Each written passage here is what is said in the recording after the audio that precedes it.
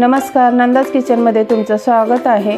आज आपण उपवासासाठी बटाट्यापासून एकदम खमंग कुरकुरीत क्रिस्पी अगदी आपण बाहेरून विकतचा फराळी चिवडा आणतो अगदी तसाच आपण घरच्या घरी बनवणार आहोत। तर चला जास्तीची मेहनत न घेता एकदम झटपट असा हा चिवडा करायला सुरुवात करूया। तर त्यासाठी इथे मी 2 किलो बटाटे घेतलेले आहेत। आता आपण ह्याच्यावरची साल काढून घेऊया आणि ह्या बटाट्याला पाण्यात ठेवायचे, काळे पडू नयेत म्हणून। आता सगळ्या बटाट्याची साल काढून झालेली आहे। आता ह्या बटाट्याला 1-2 पाण्याने स्वच्छ धुवून घेऊयात। तर इथे पहा बटाटे मी धुवून घेतलेत। आता ह्या बटाट्याचा आपण खीस पाडून घेऊया। तर त्यासाठी इथे मी खिसणी घेतलेली आहे। तर आपण लहान साईजने न करता ह्या मोठ्या छिद्रापासून खीस पाडून घेणार आहोत।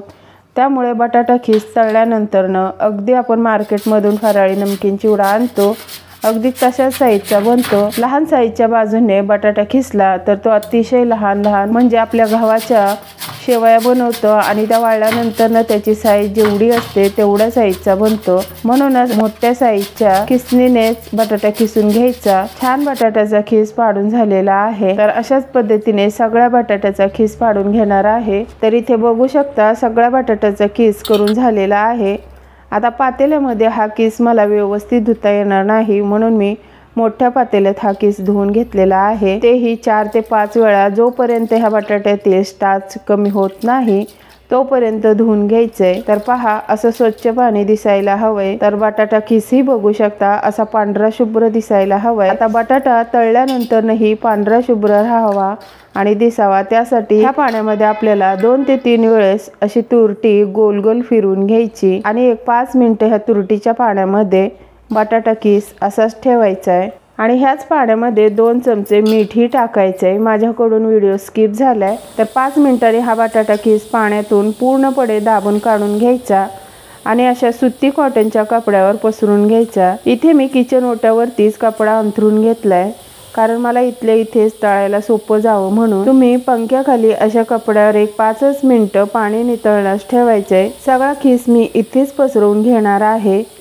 ह्या बटाट्याच्या खिसला आपल्याला फार वेळ सुकून वगैरे घ्यायचं नाही, फक्त त्यातील पाण्याचा ओलावा कमी करून घ्यायचा आहे। तर पहा 5 मिनिटांनी बघू शकता बऱ्यापैकी पाणी सुकलं गेलेलं आहे आणि असाच बटाटा खीस आपल्याला पाहिजे तरच एकदम परफेक्ट होतं। आता आपण बटाटा खीस तळायला घेऊया। त्यासाठी इथे मी तेल गरम करायला ठेवलंय। बटाटा खीस तळण्यासाठी तेल मात्र चांगलं गरम करून घ्यायचंय आणि मगच बटाटा खीस टाकायचा आहे। बटाटा खीस टाकल्यानंतर गॅस मात्र मग मीडियम करून घ्यायचा आहे। मीडियम करून बटाटा खीस चांगला कुरकुरीत होईपर्यंत तळून घ्यायचा आहे। तर पहा बटाटा खीस जसजसा तळला जातोय तसतसं त्यातील बुडबुडे कमी होतात।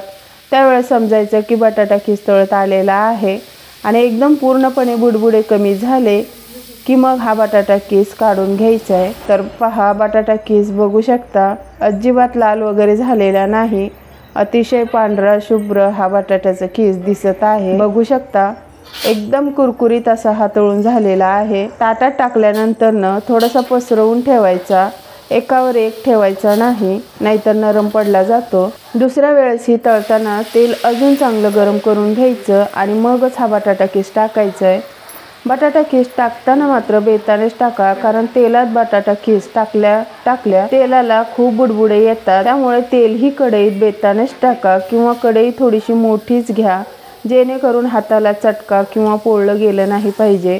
अशा पद्धतीने तळून घ्यायचंय। तर पहा मस्त सगळा बटाटा खीस तळून घेतलेला आहे। बघू शकता किती कुरकुरीत हा बटाट्याचा खीस झालेला आहे। आता हा बटाटा खीस आपण मार्केटमध्ये मिळतो अगदी सेम टू सेम तसाच बनवणार आहोत। त्यासाठी इथे मी शेंगदाणे तळून घेणार आहे। शेंगदाणे आपल्या आवडीनुसार कमी जास्त टाकू शकतो। शेंगदाणा मात्र लो टू मीडियम गॅसवरतीच कुरकुरीत होईपर्यंत तळून घ्यायचा। शेंगदाणा तळून झालेला आहे। आता आपण हिरवी मिरची अशाच पद्धतीने कुरकुरीत होईपर्यंत तळून घ्यायची।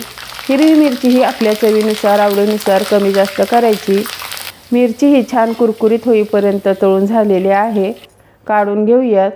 गॅस मी इथे बंद केलेला आहे। आता ह्या गरम तेलामध्ये कढीपत्ता तळून घ्यायचा आहे। छान तोही कुरकुरीत होईपर्यंत तळून घ्यायचा आहे। तर इथे कढीपत्ता हे कुरकुरीत तळून झालेला आहे, काढून घेऊयात। आता ह्यामध्ये आपण अर्धा चमचा मीठ टाकायचे, 2 चमचे भरून पिठी साखर टाकायचे आणि छान हाताने मिक्स करून घ्यायचे। जर उपवासाला कढीपत्ता खात असाल तर टाका, नसाल खात तर स्किप ही करू शकता। तर पहा, मस्त हा उपवासासाठी अगदी मार्केट सारखा खमंग कुरकुरीत क्रिस्पी आणि तिखट गोड असा हा बटाट्याचा खिसपासून घरच्या घरी असा फराळी चिवडा बनवू शकतो। तर अशा काचेच्या भरणीत भरून स्टोर ही करून ठेवू शकता। तर आजचा हा उपवासाचा फराळी चिवडा कसा वाटला कमेंट करून नक्की सांगा। आणि माझे व्हिडिओ जर तुम्हाला पाहायला असेच आवडत असतील तर लाईक करा, शेअर करा, कमेंट करा।